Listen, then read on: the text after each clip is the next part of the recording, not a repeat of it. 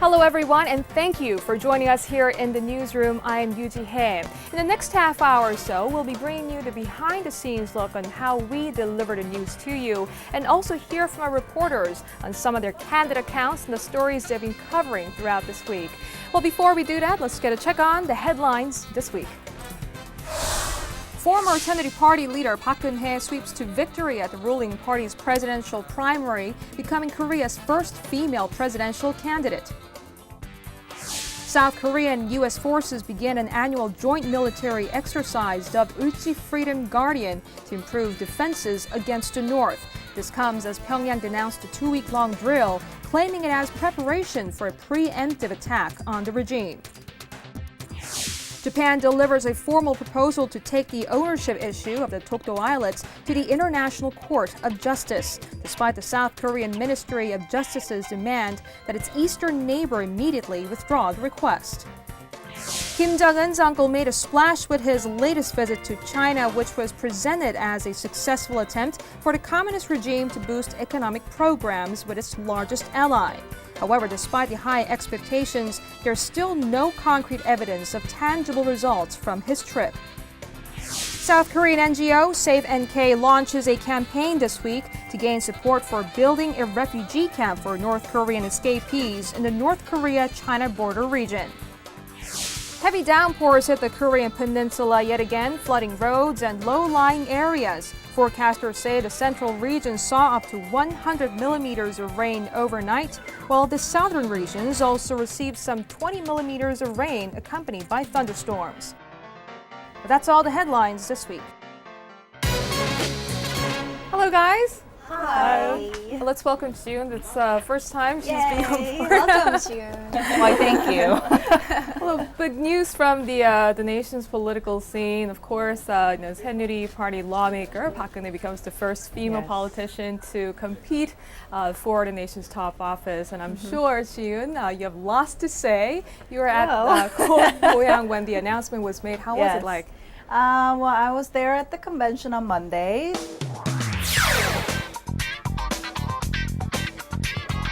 Earlier today, Korea's ruling Saenuri Party nominated Park Geun-hye as the nation's first female presidential candidate by a major political party.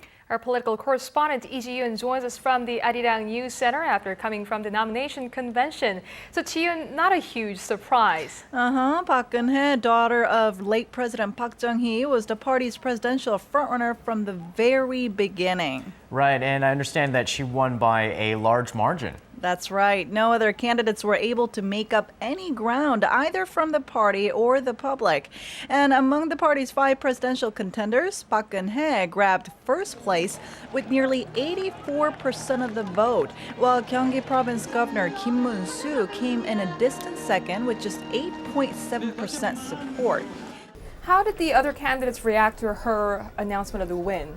Well, I think they expected it. So a lot of them, when they're making speeches and stuff, they said they think the party needs to unite and they will do all they could to help the party win in the presidential election. And then when they actually announced who the winner was, obviously they congratulated her, and they're actually focused on like how many votes they received and who was the second place. And obviously Kim Yeon-ji was. So, and Park Geun-hye, she actually looked really calm when the announcement was made, and she was all ready to give her speech, acceptance speech. So, and all that, I don't think anyone was surprised, and her supporters were ready to like erupt in joy, you know, and they finally did, and yeah, so it was great. Yeah, it certainly was a big day for Korean politics as well. I mean, she was the first female to, to head to the race. So, what are some of the key events that we could look out for? I mean, in the remaining months leading up to the presidential election.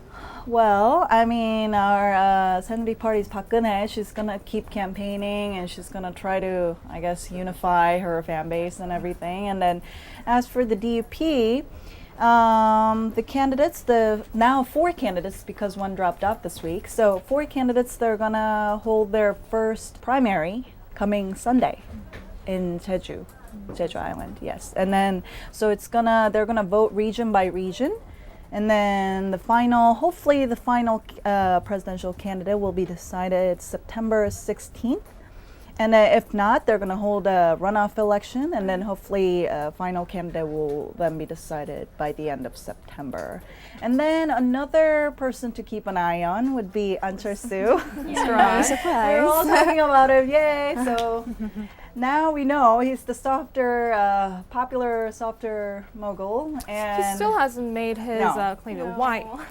well, I can't say. Is he too shy? I mean, I think he's watching what's going on, and he's trying to just way too right. long. And I think what's happening is that he kind of like missed the moments that he was supposed to really come did. out, and he's waiting for another timing, and it's kind of getting too close to the election day. I think the hype on An Chol-soo is Kind of dying down. Yeah, it is. I mean, he's still some latest opinion polls show that he is still like kind of slightly ahead of Park Geun-hye right now, but it is falling. I mean, it was really high when he had his new book come out, and when he went on this one show on TV, and then all of a sudden, you know, like people are like, when is he gonna come back? Like, when is he gonna come out? And so, yeah, I guess we'll have to keep an eye on him too. Certainly a lot of things to look Yeah. out for in the next few months. Hannah, last week we talked about North Korean leader Kim Jong-un's uncle Jang Song-taek's high-profile visit to China, and I remember we talked about how this is to ramp up the faltering North Korean economy by close ties with China. But let's get to it. I mean, were there some tangible results from that 6-day trip? Actually, it was quite disappointing, I'm pretty sure, for the North Korean side, because there were some agreements made between China and North Korea, but these agreements were very superficial.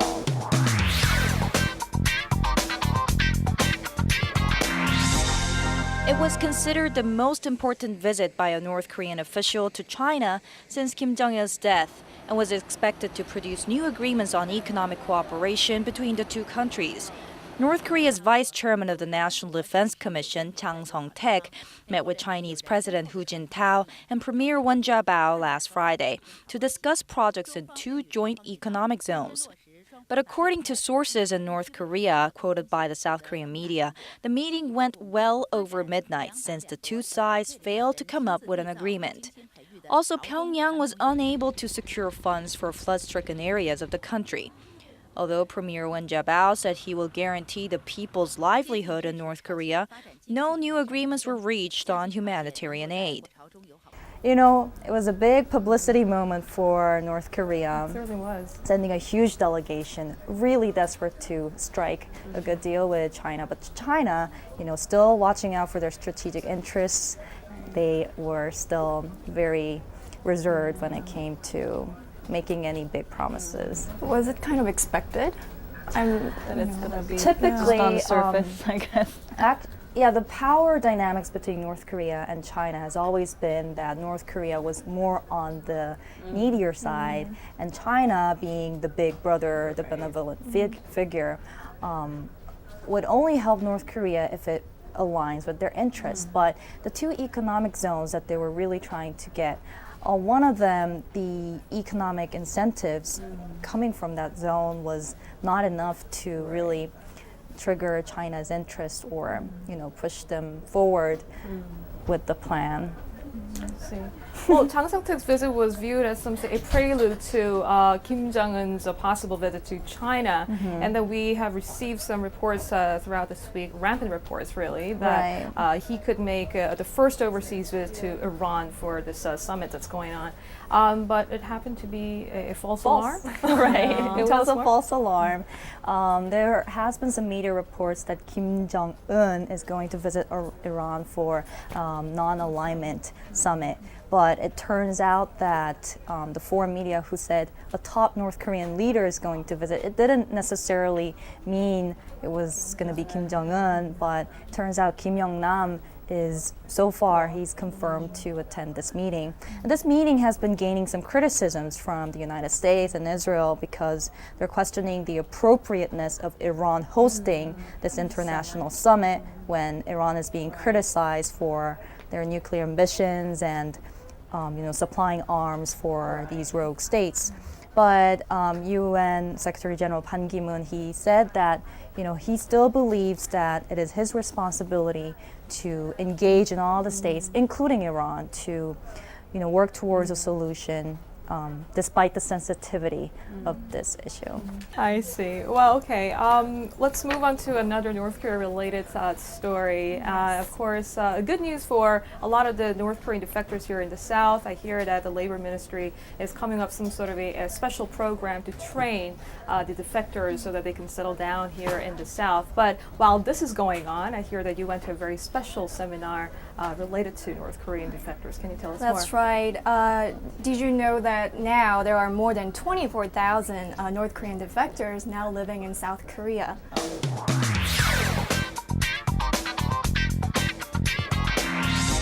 More than 24,000 North Korean defectors are now living in South Korea. The great majority risked their lives by crossing the border into China and managed to escape the watchful eyes of Chinese police before arriving in Seoul. The UN High Commissioner for Refugees is operating some 700 refugee camps around the world, but none of them is tailored to North Korean defectors. To change this, a South Korean NGO has rolled up its sleeves.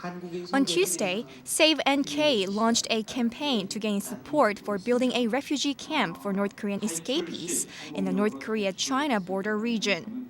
The group says the goal is to build and operate a refugee camp that the UN's refugee agency recognizes. So this group called Save NK, NK by North Korea, it's a Seoul-based NGO, and it's saying, okay, we are going to get at least 100,000 hand and footprints of people supporting the idea of building a refugee camp in the North Korea and China border region.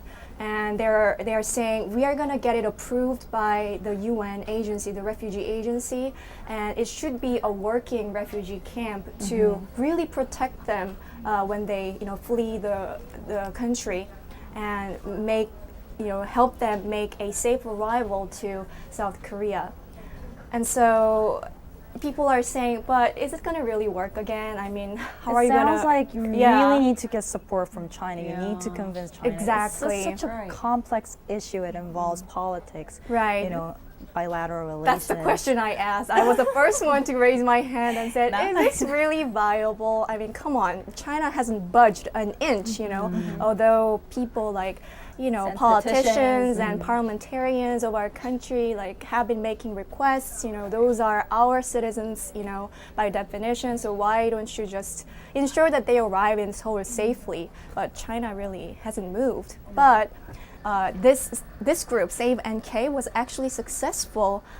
It was the first organization to petition to the UN to recognize North Korean defectors as refugees. And at the time, it was like in 1996, 1,000 North Korean defectors were actually admitted as refugees, and then they were able to...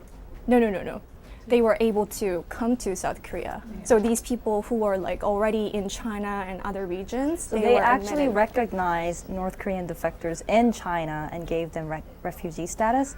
No, the UN did. Right. Before that, the UN really didn't know the situation about North Koreans fleeing their country, and so How can they not know? they were not even sure to whether to give the status, refugee status, or not. It seems something so obvious for an average person, and it's so shocking. I know. that I was someone who shocked should- that the UNHCR, the UN Refugee Agency, hasn't done anything to People really help. probably knew, North but they just didn't Koreans, have an the blind official, eye. a request or something. Yeah, there's got to be a working solution, If they're going to build up a refugee camp, fine, it's got to be a working one. And that's the idea that they are trying to build up and getting support for from not only North Korean defectors in South Korea, but also South Korean citizens who want to help them out. Well, that's certainly an eye-opener for many of us, I'm sure. And let's keep an eye on how that pans out in the future. It's a hopeful sign that such efforts are being made to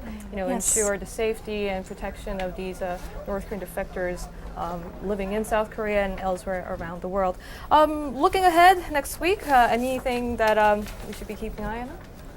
Well, I already said Sunday, DUP. They're yes. going to start their month-long primary. So, I guess I'll be following that. Over the weekend. Yes. Yes, I'll be helping Ji-yoon actually, and I'll be doing an in-depth on the DUP primary in Jeju. Yes. Great.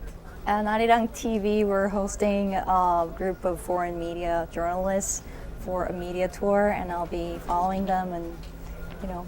Media tour where? Where are they going? They're visiting Yeonpyeong Island, and they're visiting the National Information Service and many more. Yeah, great. Yeah. Well, once again, thank you very much for your input this week, and it was great talking to you guys about these frank accounts on the stories I've been covering throughout the week. Have a great weekend, everyone. You too. Thank you. Bye.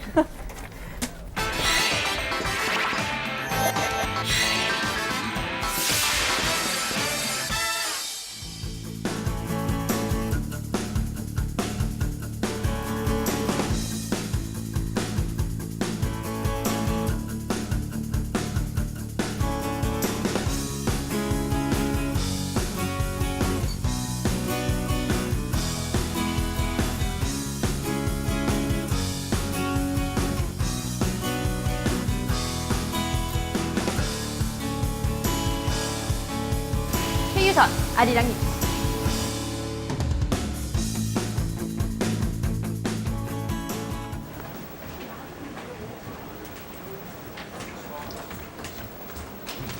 This Friday is the 20th anniversary of Korea and China's diplomatic relations, and so there are a lot of events, including academic forums being held in Seoul this week. I'm going to be attending one of those forums today to meet with some of the experts who will share their insights on Korea-China relations.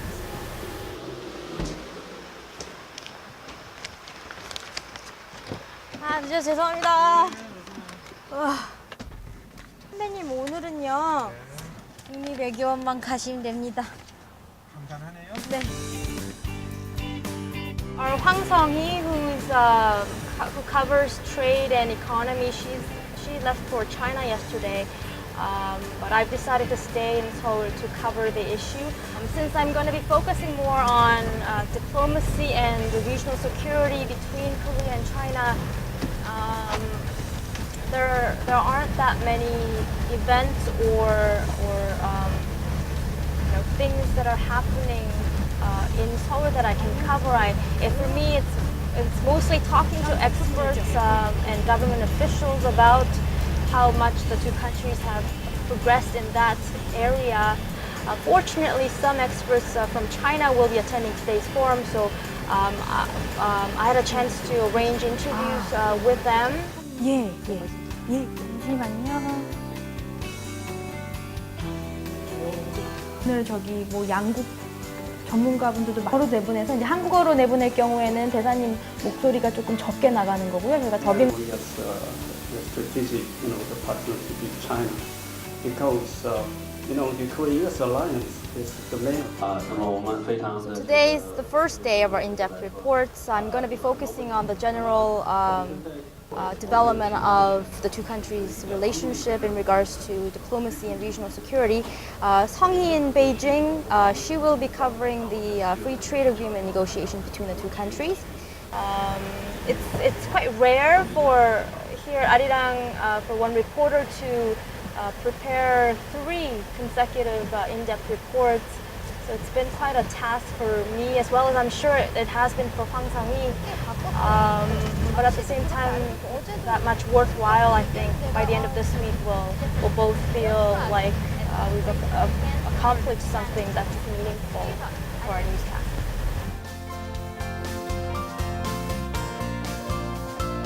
So it's going to be a long and busy day for me, as well as it will be for the rest of the news team at Arirang. I'm going to finish my article for today's report, add some of the sound bites from today's interviews, video edit, and prepare myself to complete the production process of the report. I'm going to be working under quite a tight schedule for the rest of the day.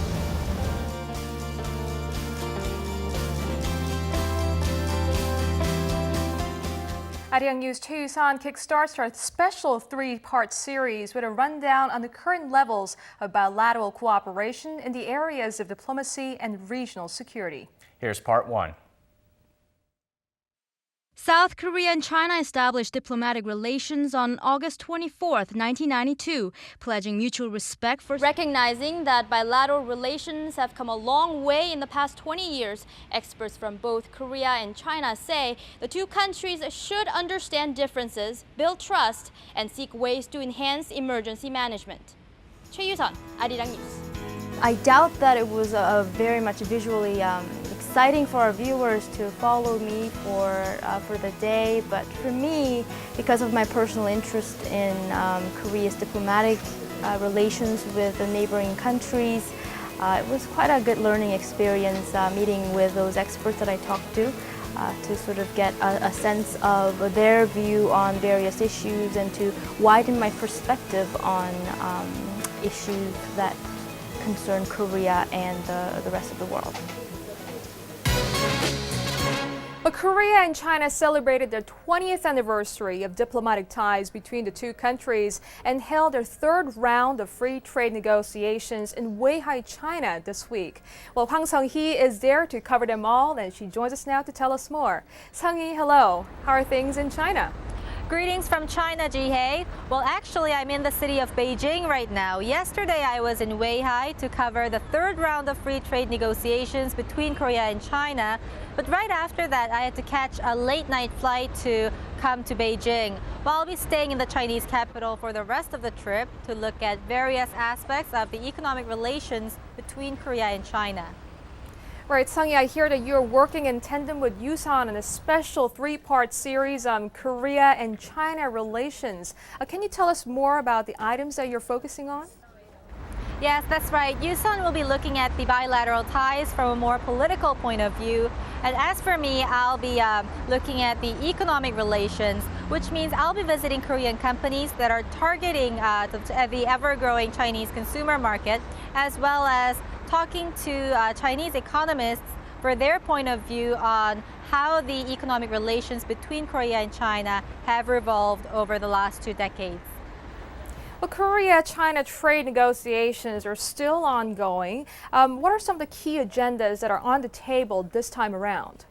Well, this time around, trade officials from the two countries will be discussing the terms on trading goods, services, and other areas, as well as setting up the framework and the scope of the trade pact. The results of the negotiations will be released next Monday, and by the time I'll be back in Seoul to cover that story, although I don't expect any surprises from the latest negotiations. Well, Sung-hee, thank you very much for talking to us, and I'll see you back here in Seoul. Okay, Ji-hye, I'll see you back in Seoul next week. Hello, everyone, and welcome to the Newsroom. I'm Lee Ji-yoon. Somebody who could just pressure China effectively.